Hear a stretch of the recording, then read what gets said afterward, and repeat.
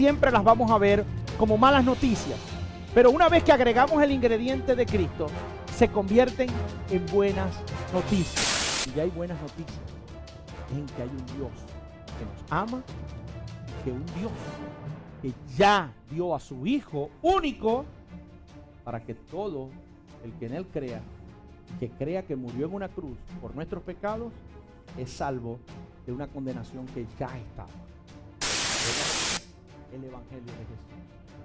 Se llaman así no porque son evangelios ellos, sino porque contaron el Evangelio de Jesús. Ellos fueron los que contaron la historia del mensajero que vino a dar la buena noticia. Bueno, en Jesús no hay condenación, hay perdón, hay misericordia.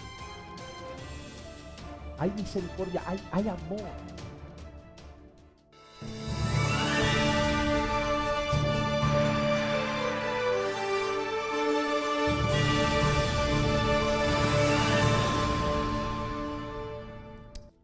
Gloria al Señor. Eso es para que los que no estaban acá o para los que nos están sintonizando por primera vez tuvieran una idea de lo que estábamos hablando la semana pasada. Empezamos una serie que se llama Buenas Noticias.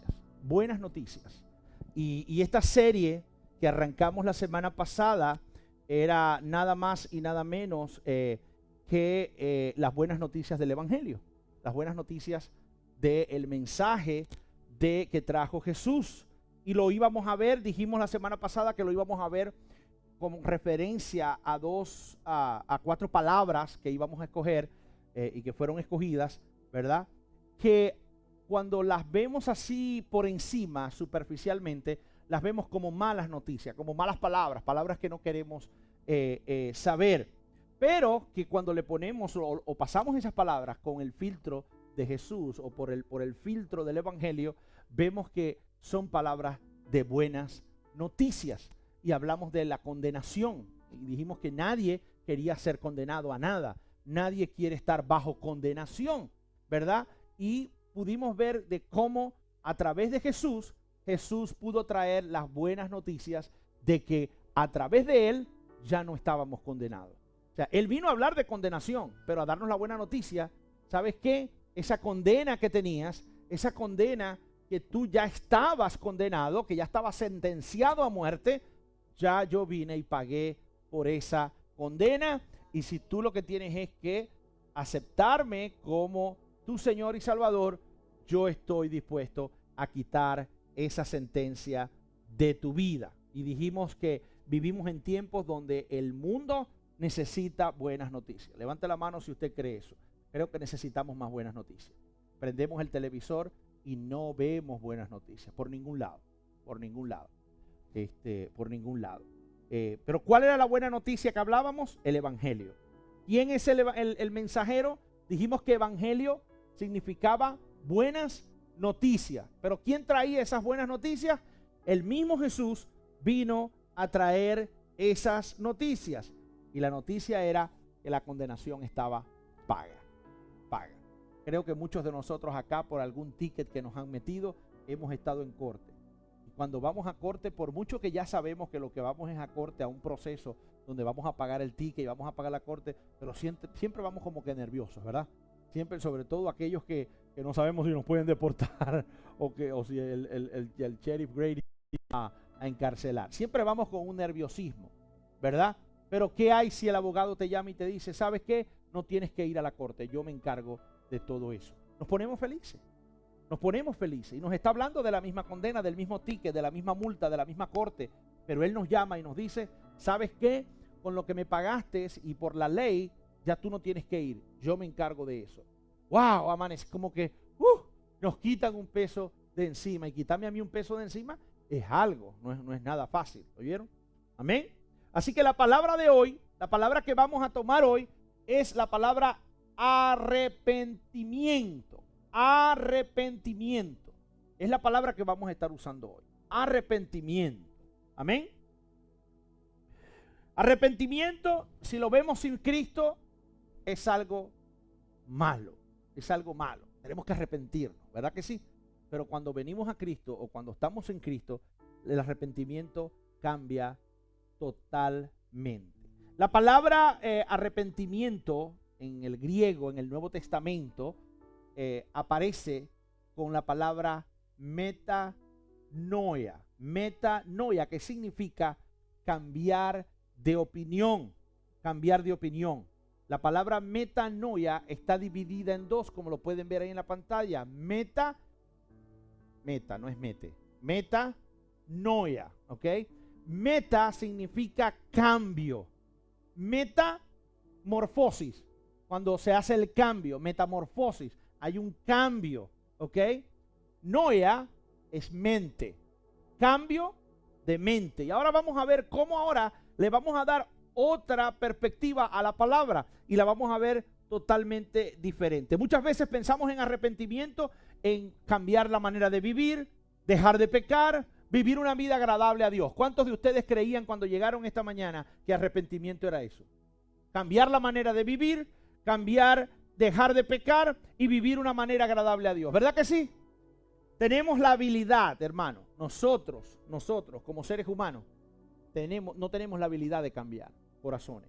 No lo podemos hacer. Lastimosamente, la palabra de Dios dice que nosotros no podemos cambiar nuestros corazones. Sí podemos cambiar nuestra mente.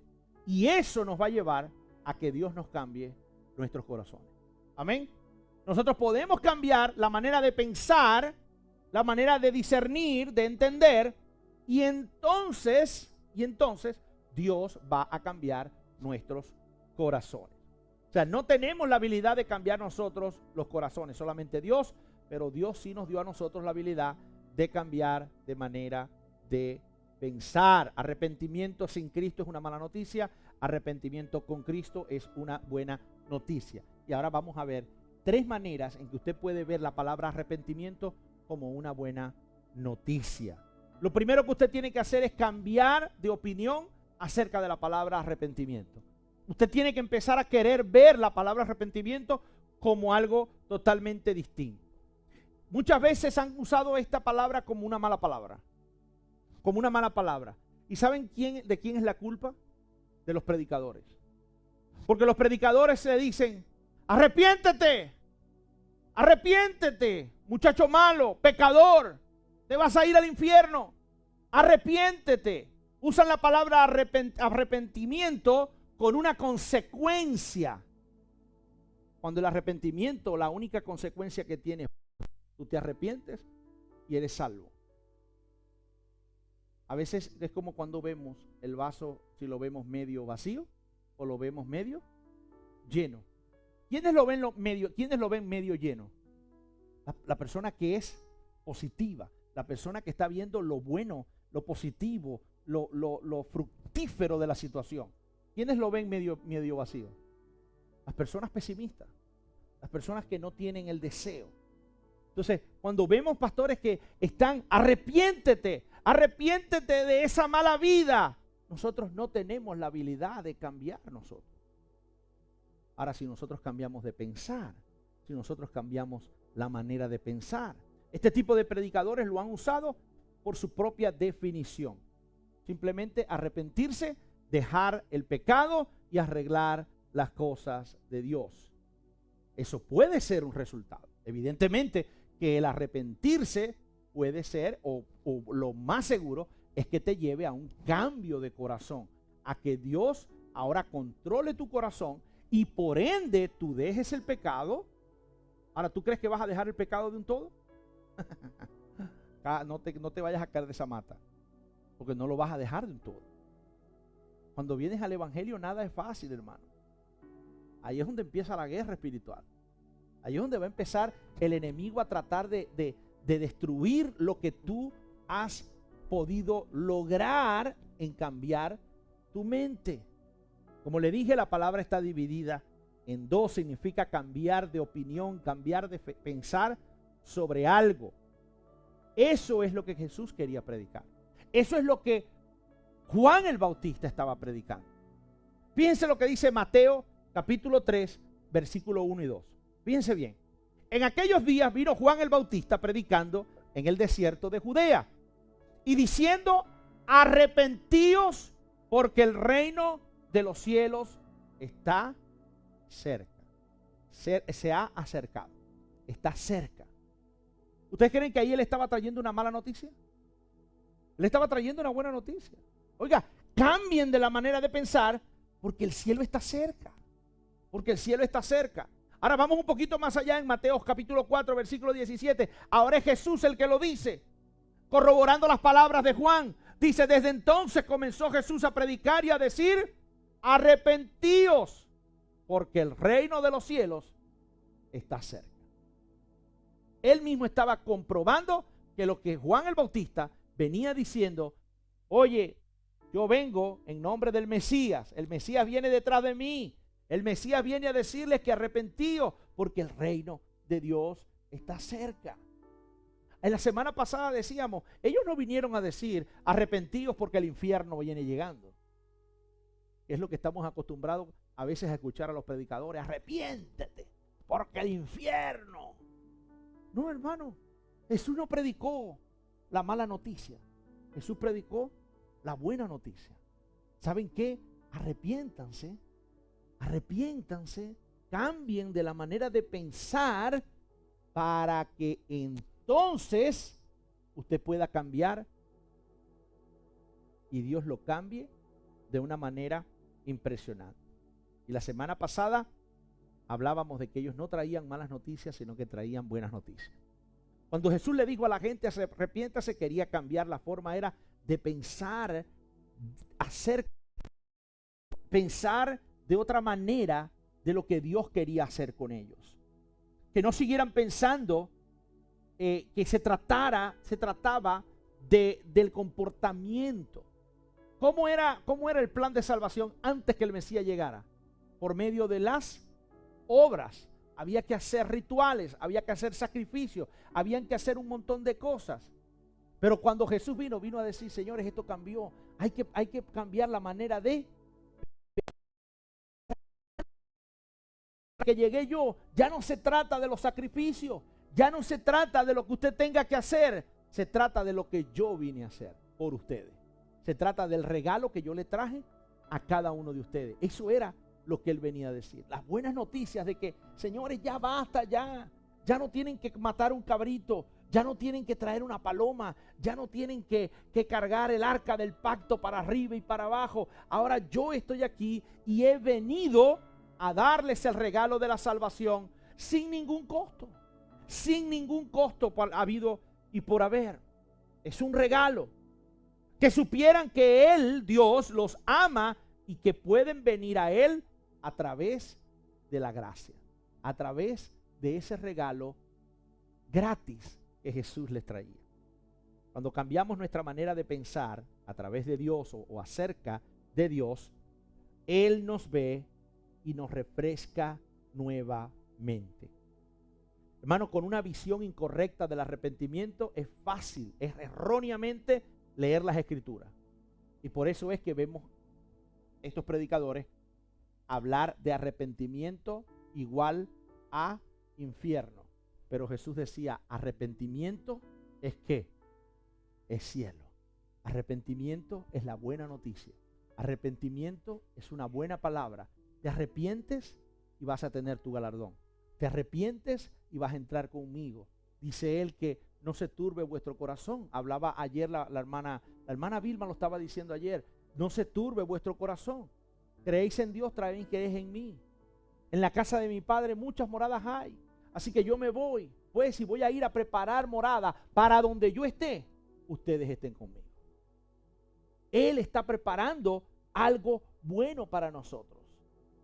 Y la palabra de Dios dice que nosotros vamos a ser juzgados. Lo que pasa es que, y eso es otra de las palabras que vamos a estar usando, porque vemos la palabra juicio y también la vemos como algo malo. Algo malo, pero nosotros vamos a ser juzgados para galardón y no para salvación. No sé si me entienden. Aquellas personas que no hayan aceptado a Cristo cuando se mueran van a ser juzgados para salvación. Y si no están inscritos en el libro de la vida, lastimosamente no recibieron las buenas noticias o no quisieron aceptar las buenas noticias. Y evidentemente, el que no acepte las buenas noticias, ¿qué tipo de noticias va a quedar? La mala. Pero nosotros, aquellos que hayamos aceptado a Cristo, aquellos que hayamos decidido entregarle nuestra vida a Cristo, vamos a ser enjuiciados para galardón, para tener una recompensa. Les está diciendo que eran pecadores. Estas personas se encargan de predicar el pecador podrido, el pecador perverso, el pecador que va a ir al infierno.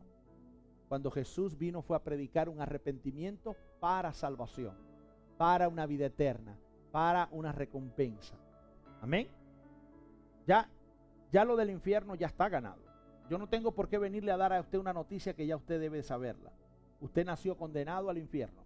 Usted nació condenado a lo peor de lo peor. Yo lo que vengo es a darle la buena noticia que en Jesús, en un arrepentimiento, tenemos una buena noticia, que es la noticia del Señor.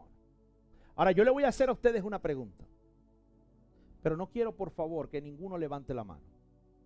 No se vaya a vender usted mismo. Es una trampa que les voy a poner, así que, ¿cómo se dice? A guerra avisada, no mata soldados. Y si lo mata, es por descuidado. Amén. Así que no vaya a levantar la mano, ni vaya a ser como alguno de los que a veces hace así, que yo estoy diciendo algo y hace. Tampoco quiero que haga eso. Pero les voy a hacer la pregunta anyway. ¿A quién de aquí le gusta que lo corrijan? Dije que no levantaran la mano, por favor. A nadie le gusta que lo corrijan. A nadie le gusta que lo corrijan, ¿verdad que no? Déjenme leerles un versículo que dice, porque el Señor tiene unas maneras tan bárbaras de decir las cosas. Proverbios capítulo 12, versículo 1. El que ama la instrucción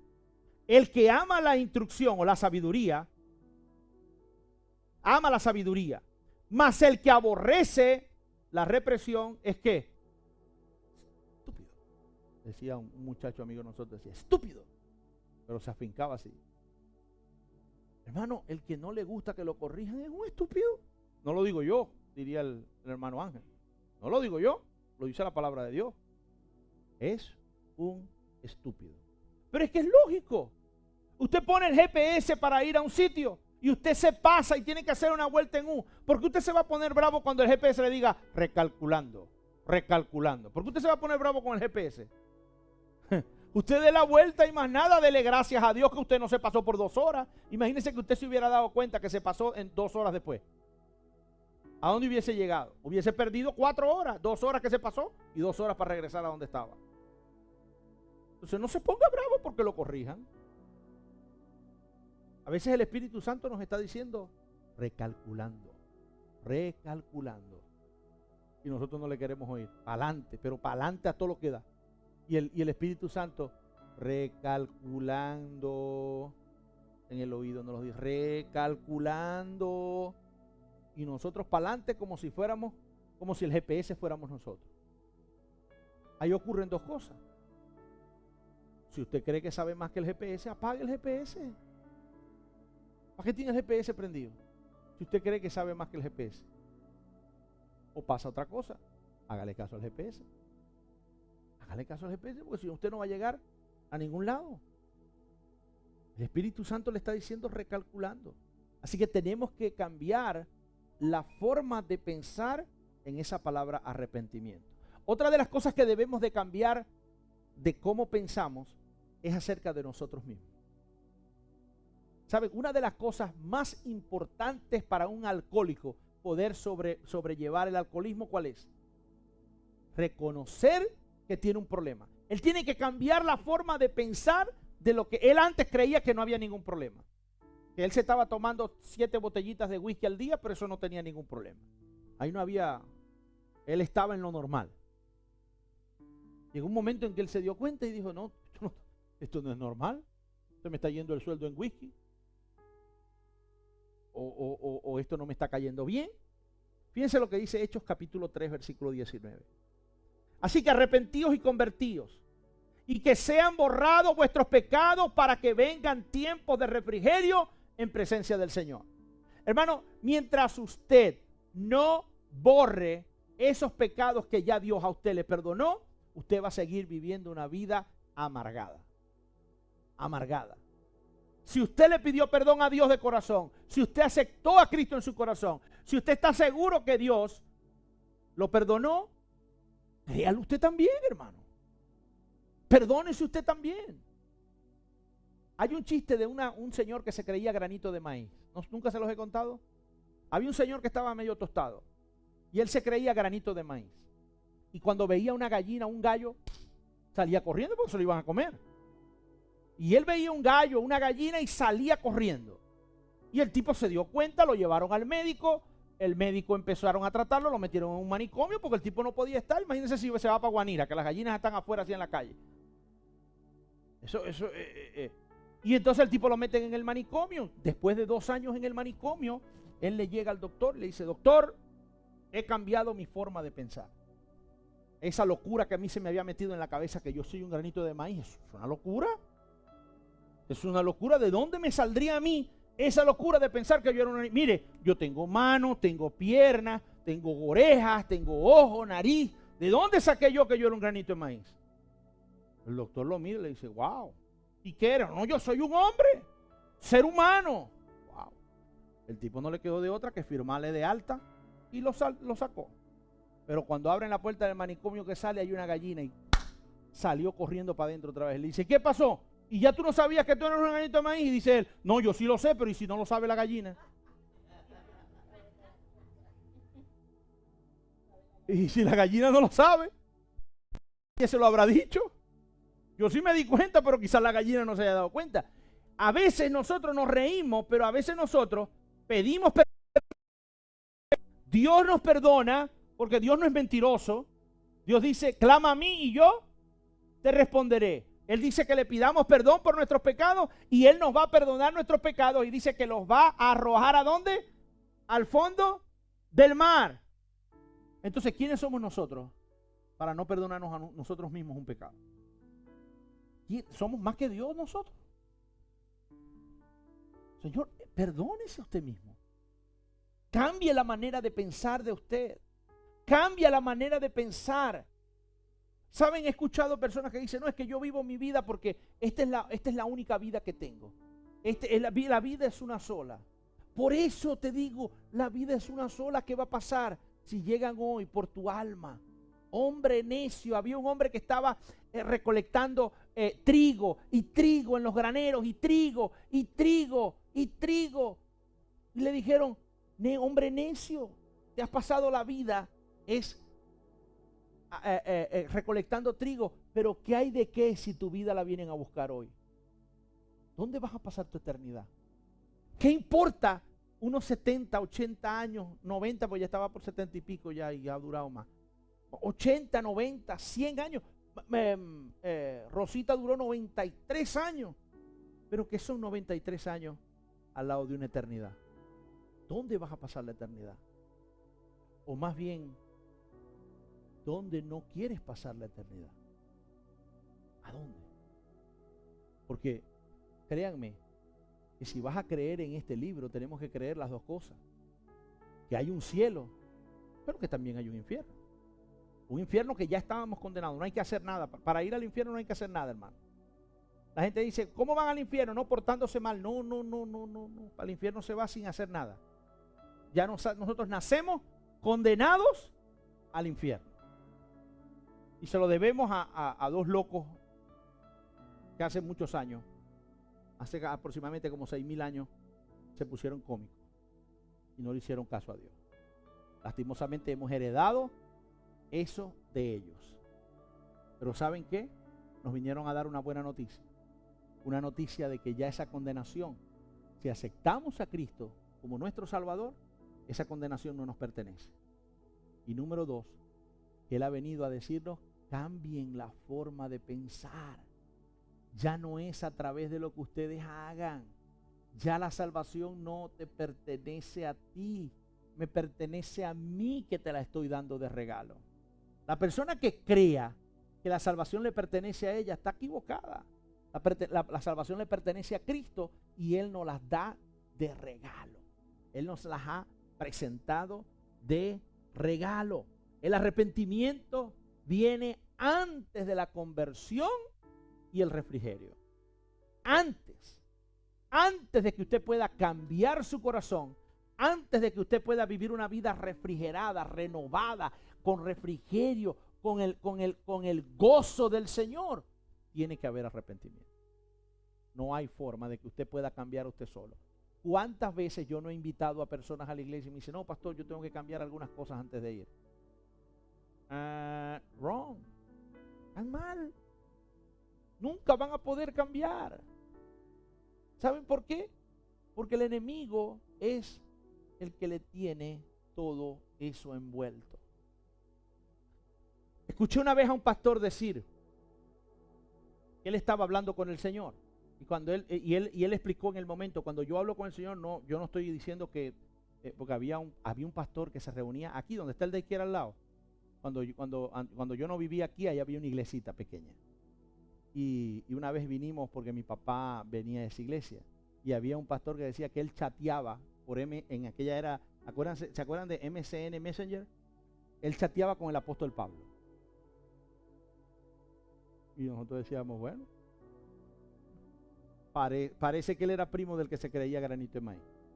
Bueno, y él explicaba, el pastor explicaba que él cuando él dice yo hablé con el Señor, no es que habló con el Señor como el chateando, no. Simplemente que cuando él se ponía en su momento de oración y de alabanza, el Señor traía pensamientos, el Señor traía ideas, el Señor traía, como todos a veces tenemos entendimiento que el Señor pone en nuestra mente. Y él dice que un día, cuando él empezó a predicar muy rápido, cuando enseguida que se graduó en el seminario, empezó a predicar, empezó su vida ministerial. Pero que él se sentía falso, porque él tenía algunas cosas que él hacía en el momento, que él decía, que él se comportaba, comportamientos que él tenía, pensamientos que él tenía, que no estaban agradando a Dios. Y él decía que él se sentía mal, que él se sentía doble cara, que él sentía que él estaba predicando una palabra y que esa palabra más bien le caía era a él, y que él se sentía falso, doble cara, doble moral, se sentía muy mal. Y dice que el Señor le puso en su mente hacer una lista de las cosas que él pensaba mal hechas, que él había hecho mal hechas, todas esa lista de cosas y de los pecados malos y la vida corrupta que él creía que llevaba ese otro él, que lo anotara en una hoja.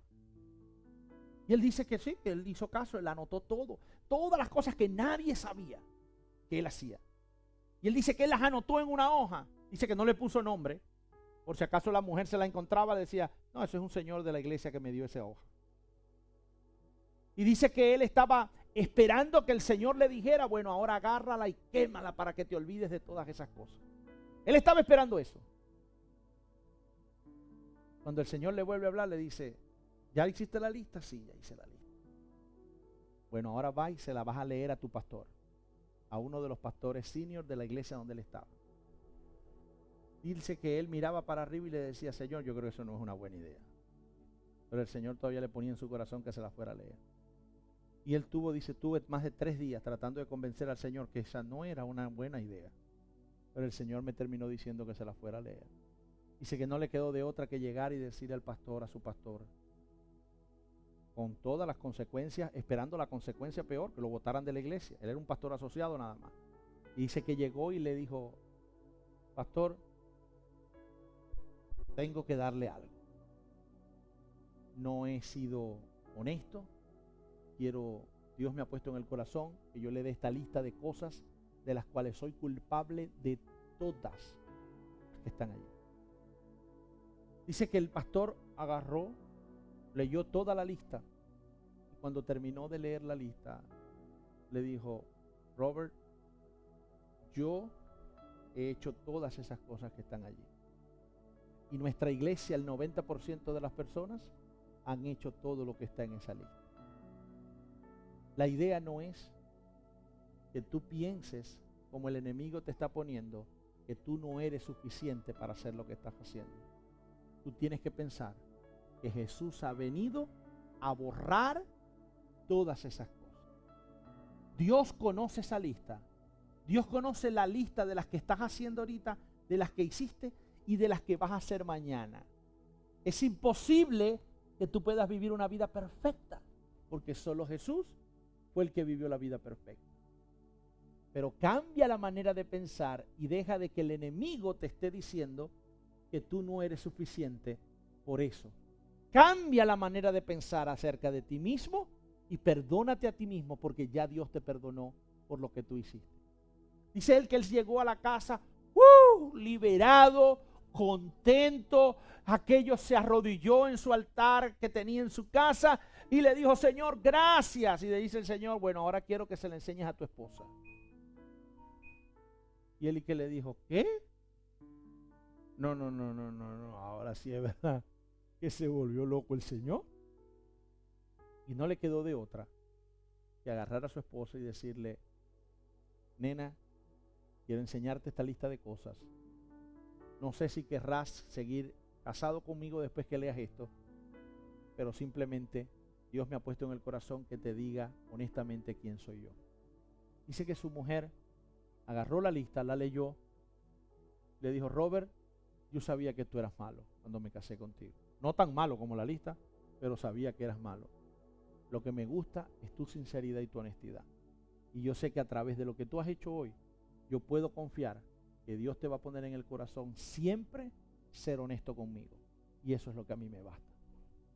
Dice que nunca él hubiese podido pensar que liberarse él mismo de todo lo que él pensaba que todavía estaba siendo culpable, era simplemente dejándolo saber y diciendo: ya esto no es de mí, Dios me ha quitado esto de encima y yo no tengo por qué estar cargando con algo que ya Cristo pagó en la cruz por esto. Tenemos que pensar distinto de nosotros, tenemos que perdonarnos a nosotros mismos. No solamente cambiar la forma de ver el arrepentimiento, sino cambiar la forma en que nosotros nos estamos viendo a nosotros mismos. Y lo último, y con esto quiero cerrar el último punto, y es que tenemos que cambiar de mente, cambiar de la manera de pensar acerca de Jesús. Acerca de Jesús. Tenemos que cambiar la manera de ver qué es o quién es Jesús para nosotros. Lucas capítulo 7, 34 dice: vino el Hijo del Hombre que come y bebe, y decís: he aquí un hombre glotón y bebedor de vino, amigo de publicanos y pecadores. Publicanos eran los colectores de impuestos, ¿okay? El IRS, las personas que trabajaban para el IRS, no los preparadores. No me miren a mí así, por favor. Yo no soy publicano. Yo les hago la declaración para que usted pague, pero yo no recojo los taxes, ¿ok? Pero estos eran publicanos, estos eran pecadores y eran vistos en la época por la iglesia o por los fariseos, por la gente que manejaba todo lo que era la religión cristiana. En el momento no era cristiana, pero la que se encargaba, los levitas, todas estas personas veían a los publicanos y a los pecadores igualitos. Y dice: y vino, y esto lo está diciendo Jesús, vino el Hijo del Hombre que come, bebe, y decís: he aquí un hombre glotón y bebedor de vino, amigo de publicanos y pecadores. Más adelante dice Lucas capítulo 15 versículo 1 y 2: y se acercaban a él todos los publicanos y pecadores para oírle. Y los fariseos y los escribas murmuraban diciendo: este a los pecadores recibe y con ellos come. ¿Por qué tengo yo como pastor que decirle a una persona: deja las amistades que tú tienes? ¿Acaso Dios no tiene el poder de perdonarte y de cambiarte? ¿Saben una cosa? A veces nosotros los pastores desconfiamos del poder de Dios y nos da miedo. Y le empezamos a decir a la gente: tú tienes que dejar tus amistades. Tú tienes que dejar. ¿Saben una cosa? Hay iglesias, hay pastores que execran a la congregación de otras congregaciones. Hermano, eso no es una iglesia, eso es una secta. Eso es una secta. Ustedes han visto estas grupos de personas que en el nombre de Dios se mudan a una montaña y están ellos solos. ¿Cuál es el final de esa gente? ¿Cuál es el final que usted ha escuchado? Waco, Texas. se suicidan. En el nombre de Dios creen que no, como el Señor viene la semana que viene, vamos a bebernos un Kool-Aid. Y el pastor viene y prepara un Kool-Aid con veneno, se lo da a todo el mundo. Y se mueren. Creo que Columbine también fue lo mismo, ¿no? No, Columbine fueron unos terroristas, ¿no? Algo así. Pero fue motivo también religioso. Fue motivo religioso, si ustedes lo ven. Son sectas. Y hay iglesias aquí cerquita. Aquí en este condado. No cree usted que están en Waco, Texas. No, aquí en este condado. Hay iglesias donde el pastor, cuando un muchacho se va de la iglesia para otra iglesia porque se mudó, por lo que sea, porque no le gustó la manera que lo trataron, lo que sea, se mudan de iglesia, ni le hablen, no lo traten. No están lejos, hermano. No crean que eso es algo que está lejos. No crean que eso está lejos. Está muy cerca. Cerca de nosotros. Amistades de nosotros que han dejado de andar con nosotros porque quizás no somos de la misma denominación. Hermano, eso se llama una secta. Secta. Marcos, capítulo 2, versículo 15. Dice, aconteció que estando Jesús en la mesa en su casa, muchos publicanos y pecadores estaban también a la mesa con Jesús y sus discípulos, porque eran muchos y le seguían. Y el 16 dice, y los escribas y fariseos, viéndole comer con los publicanos y los pecadores, dijeron a sus discípulos, ¿qué es esto? Que él come y bebe con los publicanos y pecadores. Y oyendo esto Jesús, fíjense lo que le dice Jesús. Los sanos no necesitan de un médico, sino los enfermos. Yo no he venido a llamar a justos, sino a pecadores al arrepentimiento. Yo no he venido aquí. ¿Para qué? Si una persona está sana, qué buena noticia es que tú le vayas a decir, ¿sabes qué? Era verdad, tú estás sano. ¿Qué te va a decir él? Ah, ok, perfecto. Ya lo sabía. Pero si tú le vas a una persona que cree que está cancerosa, que le quedan 6 meses de vida, y tú le dices, ¿sabes qué? Nos acaban de llegar los exámenes. El doctor se equivocó y te dio el examen que no era. Tú estás sano. ¿Cómo creen ustedes que va a recibir la noticia esa persona? De una manera totalmente distinta.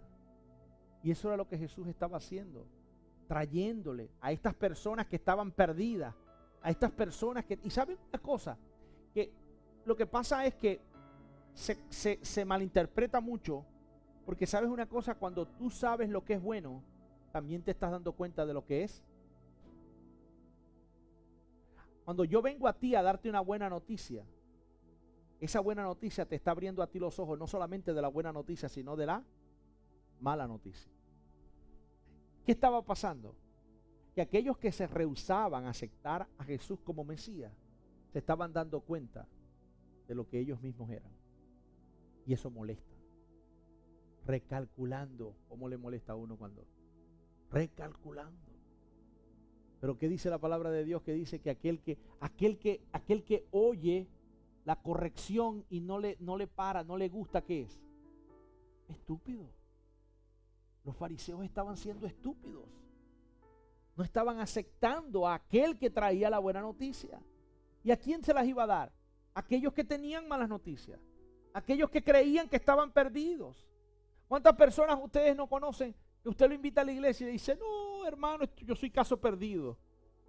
Si yo voy a su iglesia, la iglesia se derrumba. Uno se ríe, pero el enemigo les tiene metido eso en la cabeza.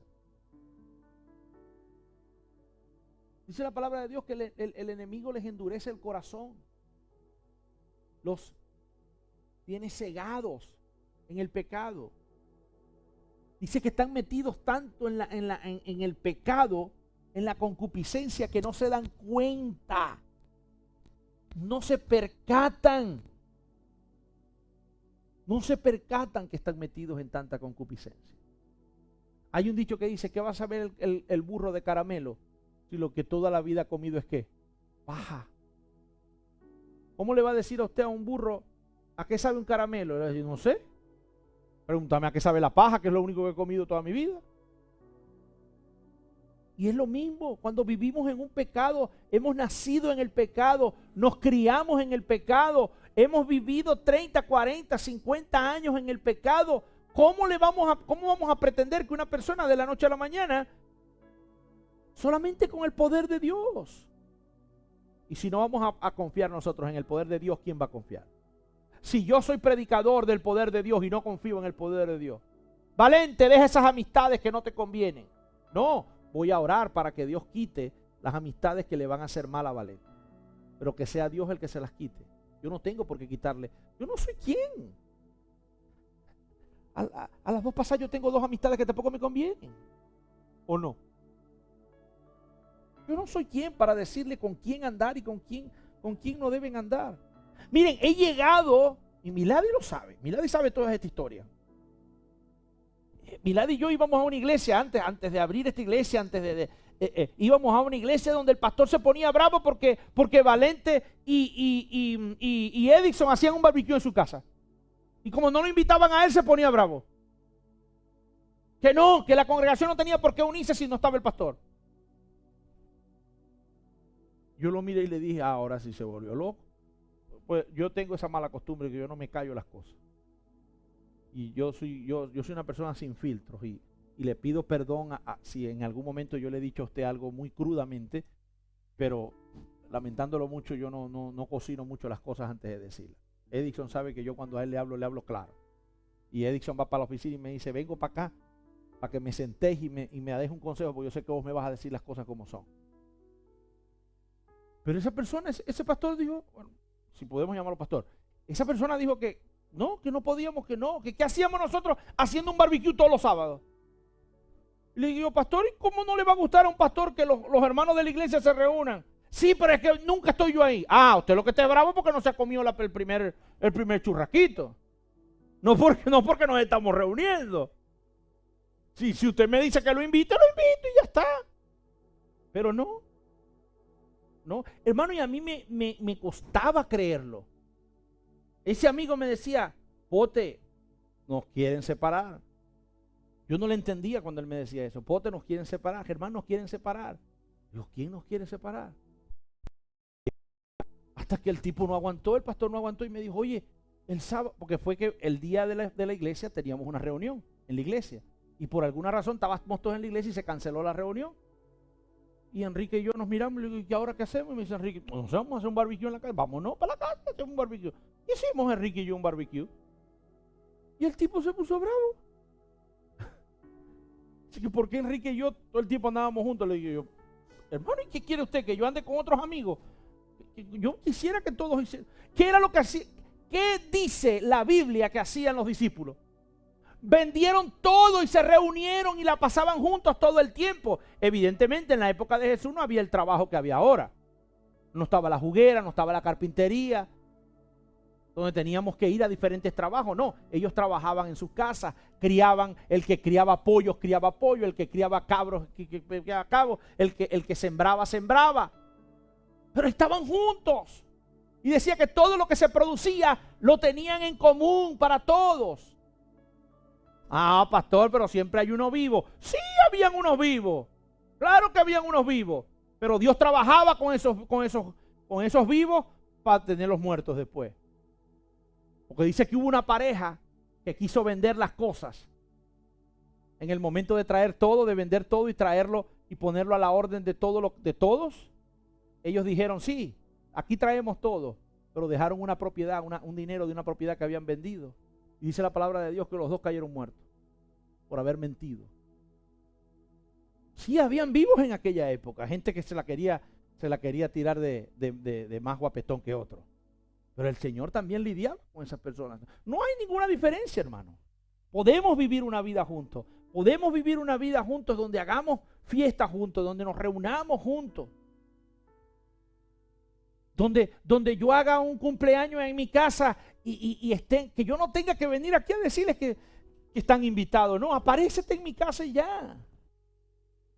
No se vayan a aparecer con las manos vacías, ¿no? Porque Aunque sea con un 24 de Coca-Cola, ¿ah? De agua también, pero Coca-Cola mejor. Yo sé que el agua es más barata, pero la Coca-Cola es más sabrosa. Pero en realidad eso es lo que Él quiere. Él ha traído la buena noticia de que en Él tenemos una familia, de que en Él tenemos un compartir, de que en que Él es el árbol y nosotros somos las ramas. Que tenemos que estar pegados los unos por los otros a través de Jesús. Esa es la iglesia. La iglesia no es la silla, la iglesia no es el edificio, la iglesia no son las pantallas, ni el piano, ni los speakers. La iglesia somos nosotros, hermano. Y el día que yo los llame a un barbecue en mi casa, esa es la iglesia. Esa es la iglesia, hermano. Pronto va a haber un barbecue en mi casa. Lo que pasa es que estoy guardando el dinero para hacer ese barbecue y no he hecho otro. Pero pronto va a haber el barbecue. Yo quiero que todos ustedes estén en mi casa. No un barbecue, una panani. ¿Quién sabe de aquí lo que es un panini? Un panini. ¿No saben lo que es un panini?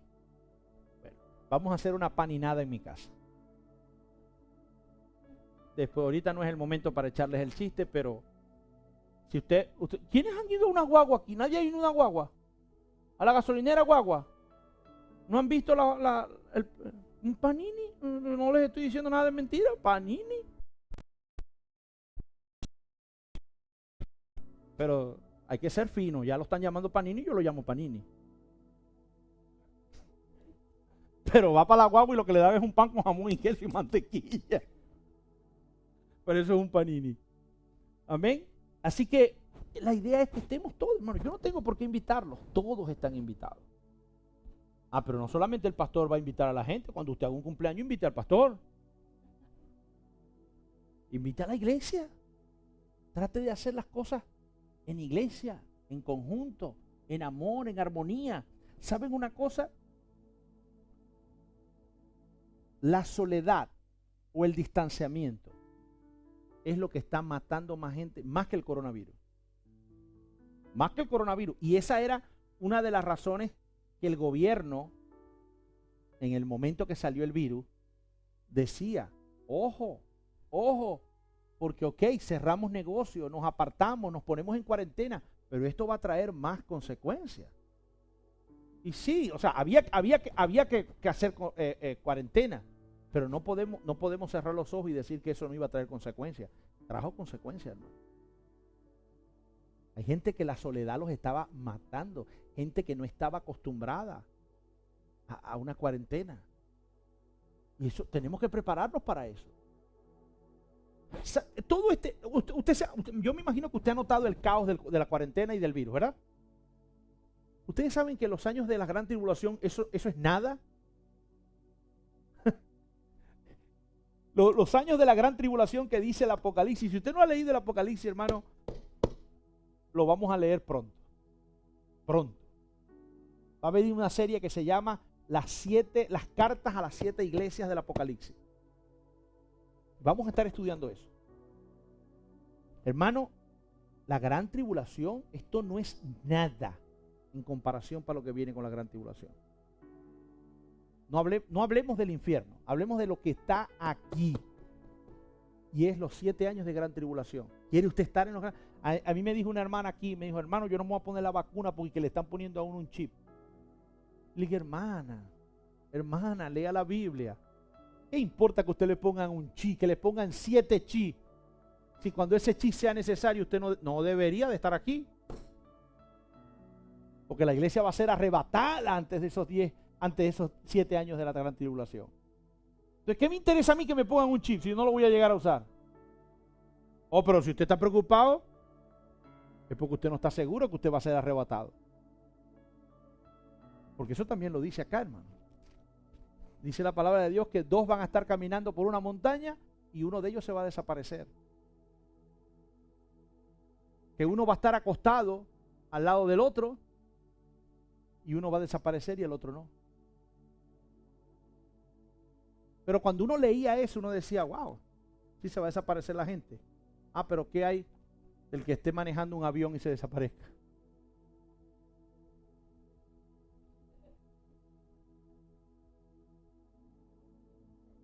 O el chofer del bus que venga a 100, 500 y se desaparezca. Y quede usted en un bus con 150 personas. O el Amtrak, bueno, no, porque el Amtrak, ya el Amtrak creo que lo maneja una máquina. Pero se imagina usted en la I-4 un bus con 25 personas, 30 personas, y que el chofer sea cristiano. Cuando usted se vaya a montar en un bus, pregúntele a la persona, ¿usted es cristiana? No, bueno, móntese. Porque si es cristiano, usted está en peligro de que si usted no está bien con el Señor, si viene el momento del arrebatamiento, ese bus va a perder control, ¿yo? O sea, cuando leemos acá, leemos lo de la montaña y lo de estar acostado, pero no nos imaginamos. Si usted nunca se lo ha imaginado, les recomiendo que vea una película que se llama Left Behind. Vea la película Left Behind para que usted se dé cuenta del caos que va a ser eso. El que usted tenga a su bebé. Imagínese ahí Elma con la bebé y que de repente la bebé se le desaparezca en las manos. ¿Cómo se va a poner Elma?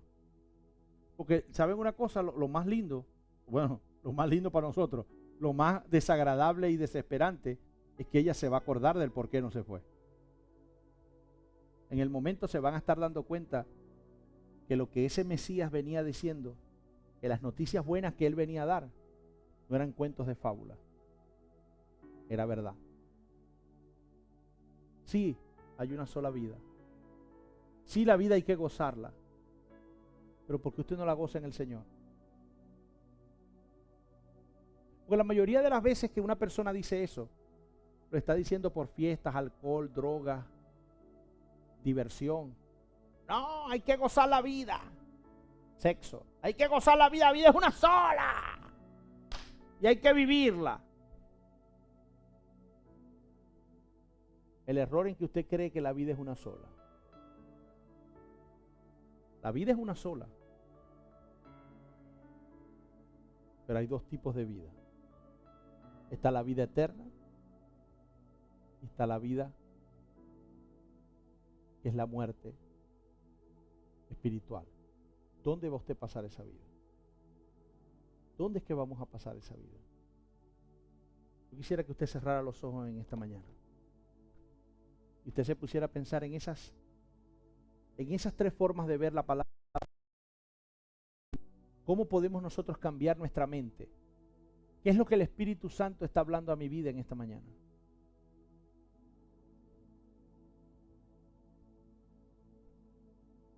¿Cómo podemos nosotros relacionarnos con lo que Jesús vino a decir a nosotros? Padre, Señor, te alabamos y te bendecimos y te damos gracias por tu palabra. Te damos gracias, Señor, porque a través de lo que tú nos dices, Señor, podemos ver a través de ti, podemos ver estas palabras totalmente distintas. Ya no vemos el arrepentimiento como algo que si no lo hacemos hay consecuencias graves, sino el beneficio que hay en el arrepentimiento. En el beneficio que hay, Señor, en cambiar la manera de pensar acerca de nosotros mismos. Ayúdanos, Señor, a perdonarnos nosotros mismos los pecados que ya tú nos perdonaste. Señor, y gracias nuevamente por darnos una mejor perspectiva acerca de quién es Jesús, de lo que Jesús vino a hacer y de lo que Jesús vino a proclamar. Te damos gracias en Cristo Jesús. Amén y amén.